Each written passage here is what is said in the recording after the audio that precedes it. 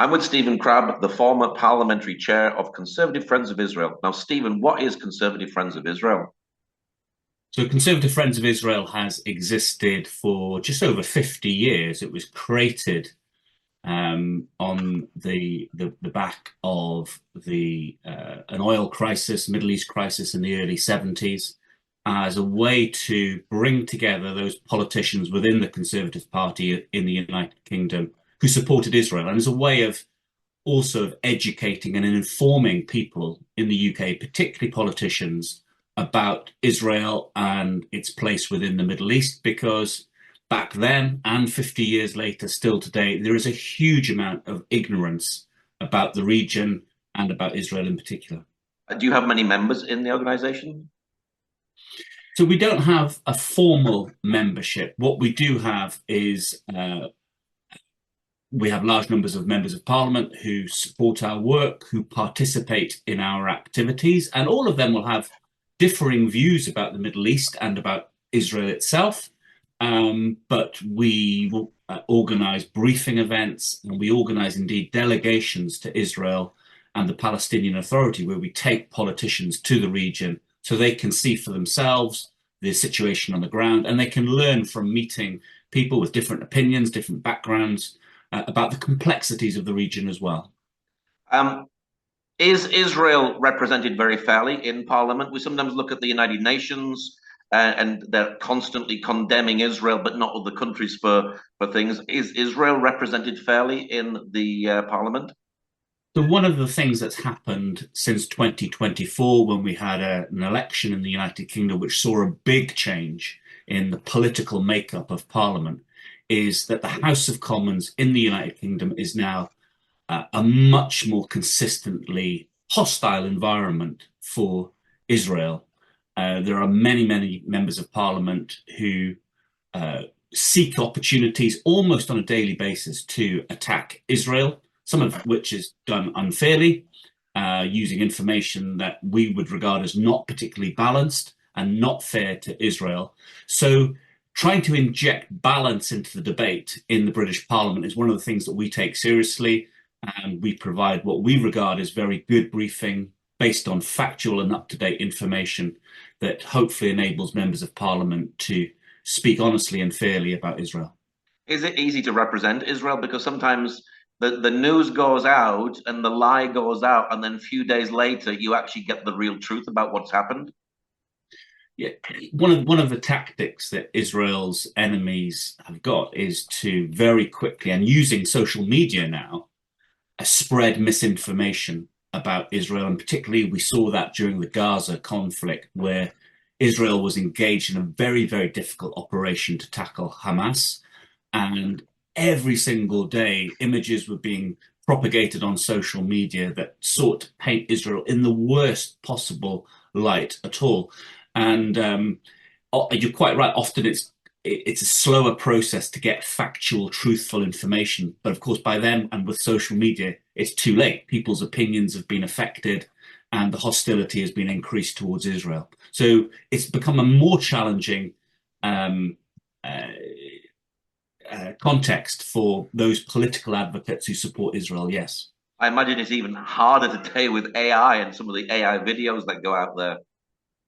Indeed, technology is changing the nature of the political debate and the political battleground around Israel, which has existed ever since Israel was created more than 75 years ago. There have been nations and groups that want to see the Jewish state destroyed effectively.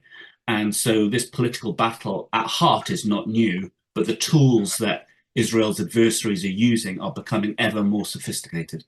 Has that become harder since October the 7th?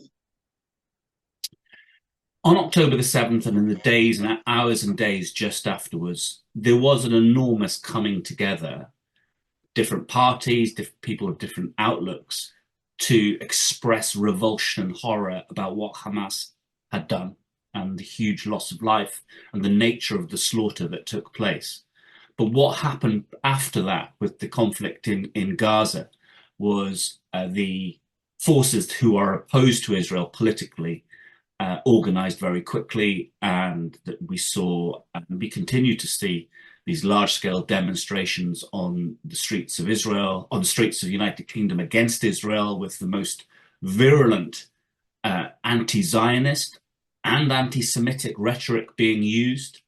Technology is used, and there's almost been a stream of anti-Israel stories about the way they conducted the war in Gaza. And we're seeing it now, actually, in relation to the conflict in Iran as well, and in Lebanon. And already there are people trying to draw parallels between what Israel's trying to do in Lebanon with Hezbollah, with what happened in Gaza with Hamas. Have you seen the video, the 43-minute video that the Israeli government produced about October the 7th? So I've watched that horrific video 3 times now, and I've arranged opportunities for members of parliament from different parties to watch it. I have to say that a great many members of parliament who continue to attack Israel unfairly refuse to watch that video, Wow. which is very sad, because I think if they did, it just might help them see the nature of the threat that Israel faces every day. Well, the reality is it was Hamas who recorded it, so there's nothing fake there, is there? That is the reality of what happened.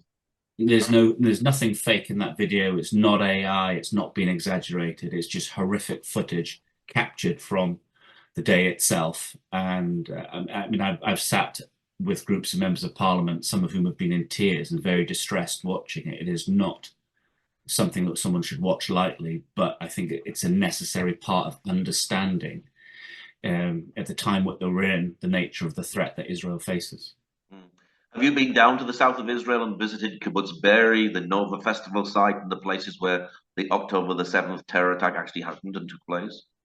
So I was part of a small delegation of members of parliament, and I was still in the parliament myself then, that visited Kibbutz Kfar Aza.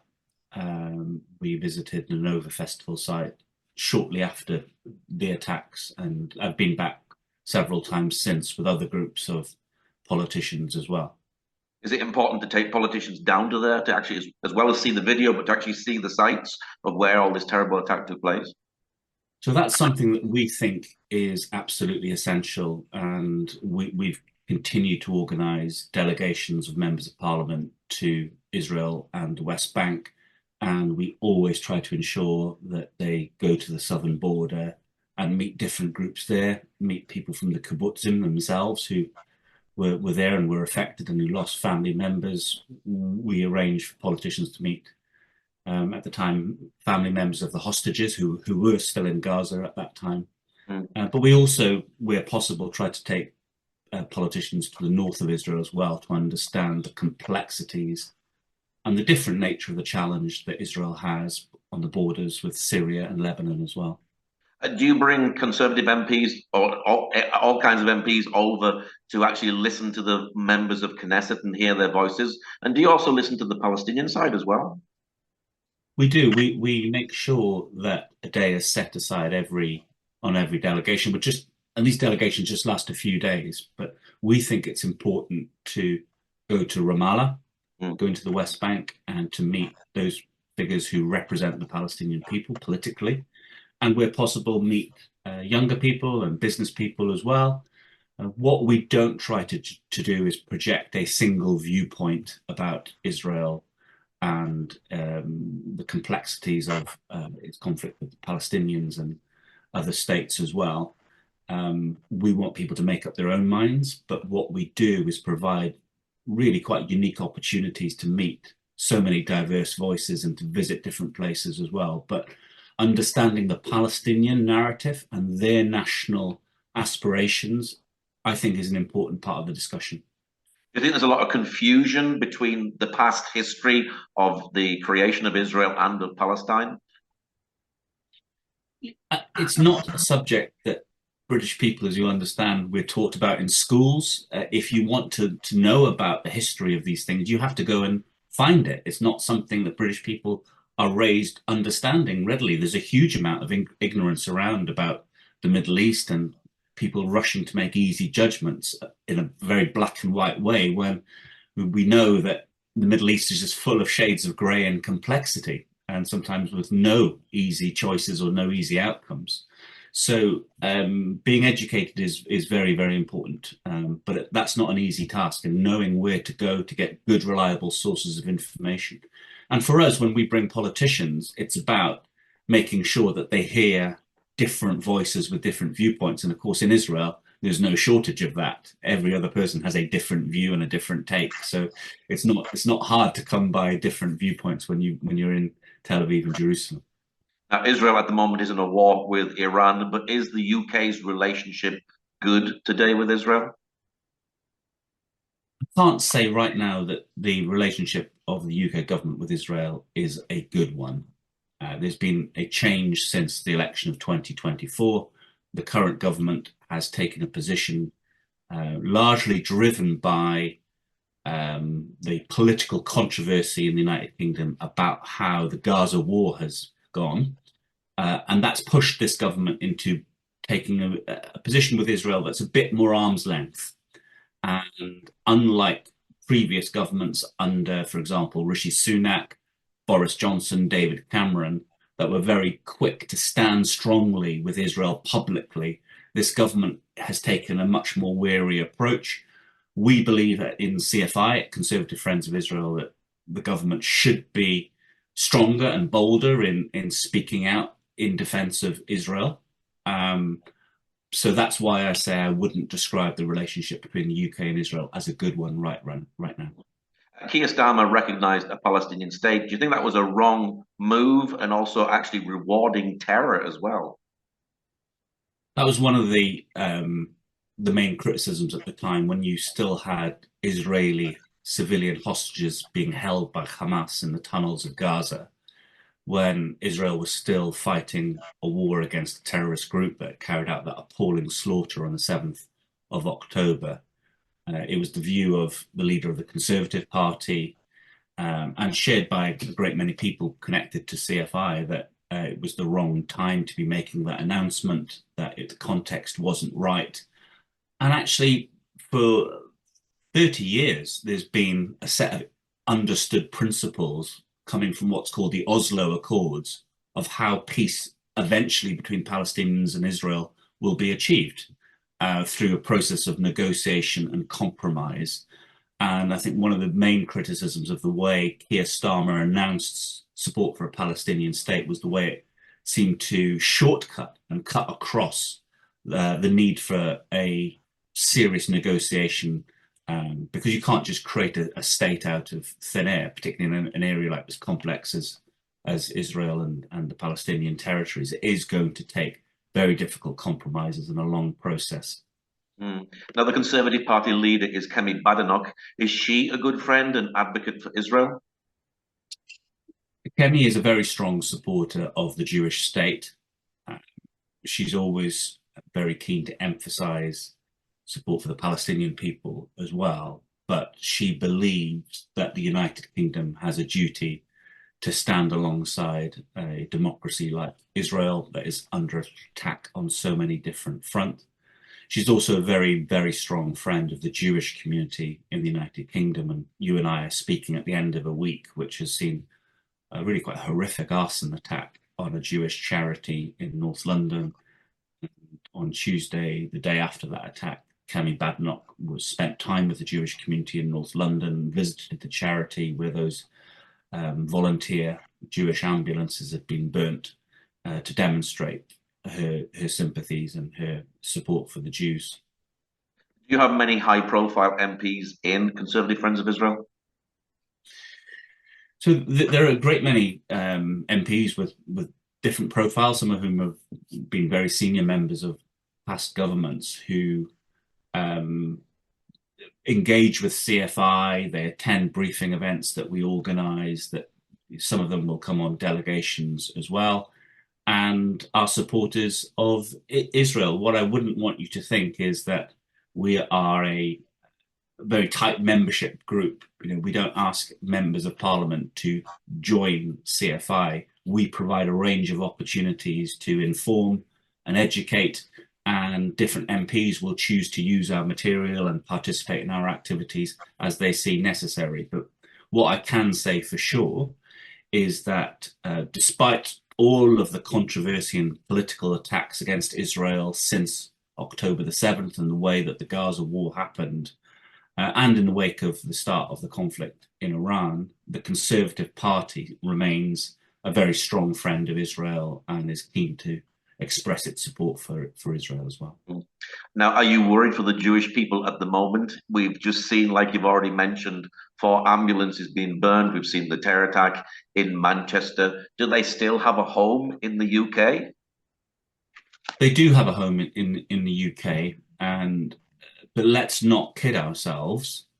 The climate of fear and anxiety within the British Jewish population has been increasing year by year. And this didn't stop with 7th of October. This has been brewing for a long time. And I think we've got to a point now, and this week with the arson attack on the Hatzolah charity represented a new low point. We have got to a position now where many Jews are saying, look, we are sick and tired of hearing the same rhetoric, the same promises of solidarity and understanding when these attacks happen. What we need to do is see real action to protect us. And I think that situation is becoming critical. There are a great many Jews who do openly question whether their own children and their children after them will have a secure home as Jews in the United Kingdom. But I want to believe that we can face down the threats that the Jewish community face, but it's going to take strength, and it's going to take an understanding of what are the ideological factors that's really driving this tide of poison against the Jewish community in our country. Do you think we'll see an exodus and many people just coming to Israel and wanting to start a new life in Israel? Well, that happens anyway. It's been happening since the State of Israel was founded, people choosing to make Aliyah and live there. And one thing I've noticed over the years visiting Israel is the number of people from countries like Belgium and France that have seen a similar rise in anti-Semitism, who've told me that they moved to Israel precisely because of the tide of anti-Semitism. And so, yes, sadly, I think that is good. We will see more of that. But for many Jews anyway, regardless of the factors around anti-Semitism, there is a kind of a calling and an aspiration to one day live in Israel as well. Doesn't it seem really sad that Israel actually had their worst day in their history of the state on October the 7th, and suddenly it's turned round and actually began anti-Semitism? It just seems crazy, doesn't it? Well, so much of the debate around Israel and the way Israel's opponents attack it seems to be an inversion of truth. So language gets turned inside out. Israel gets accused of genocide, when of course Israel is the nation facing a genocidal threat. It's facing Iran and its proxies in Hezbollah and Hamas, who literally preach destruction of the Jewish state, genocidal intent. And yet it's Israel that's singled out and accused of being a genocidal nation, when actually it is a democracy with an elected government whose sovereign duty and its first duty is to protect its citizens, whether they are Jews or Arabs or Christians or atheists. An elected government's first duty is always to provide security for its citizens. And Israel faces a security challenge like no other government on earth. As Conservative Friends of Israel doing a work to combat anti-Semitism? So we work very closely with leading anti-Semitism charities. We have some very strong charities in the United Kingdom, like the Holocaust Educational Trust, the Community Security Trust, which provides support for Jewish institutions and schools with security measures. And we work with people across parties as well to help politicians understand the nature of how anti-Semitism is changing and developing in the country, and hopefully adding and amplifying the voice against it. Now, Passover is coming up very, very soon. So are the Jewish community very concerned about this holiday that's coming up? Yes, they know that they are being singled out and targeted. The Jewish community know they're being targeted internationally and increasingly in the United Kingdom as well. And so moments like Passover, where families come together to be one and reflect on their identity and ideas around resilience and unity and hope. They know that's a time of vulnerability as well, so anxieties will be raised this year, which is very sad. But one of the things we've been calling on the government, and the government, in fairness, has said very strongly this week, it is putting more resource, more funding towards supporting protective measures for the Jewish community. Why do you personally support Israel? I've had a fascination with Israel and the Middle East since I was many, many years ago as a student, and I chose to make some of my academic studies around that region and my thesis at university. And then later in life, when I went into elected politics myself, I had the opportunity to kind of move from an academic understanding of Israel to thinking about it more in practical terms and having the opportunity to visit it as well. Like many people who grew up in a Christian home, going to chapel in Wales, you learned Bible stories of Israel and the Palestinian lands, and that maybe planted a seed of fascination, but which maybe grew from there into an academic interest that then became a much more practical and political interest as well. What is your hope for the future for Israel and for the Jewish people? So my hope for the immediate future is that Israel can, post 7th of October 2023, with the conflicts that it's faced with Hezbollah and now Iran, that through strength and partnership working with other countries, Israel can achieve a level of security that it's not enjoyed in recent years. But much longer term, what we hope for, of course, is somehow peace between Israel and Palestinians, two groups of people who live so close by each other. It's one thing that a lot of members of parliament don't appreciate until they get an opportunity to visit Israel. It's just how close the Palestinian communities are with Israeli communities, very just literally cheek by jowl. And so there has to be a way of finding peace long term, but it seems so difficult right now. So my long term hope and aspiration is that one day Israeli families will be traveling around the West Bank, being able to meet Palestinian friends and vice versa. What's your website, Facebook page for people who would like to know more about the work that you do? So there's a website, www.cfoi.co.uk. That obviously stands for Conservative Friends of Israel, cfoi.co.uk. And there's more information on the pages there and a link to our X page, which has got, and Instagram, which has got social media content as well. Well, Stephen, thank you very much for sharing today. Thank you very much, Paul. I enjoyed the conversation.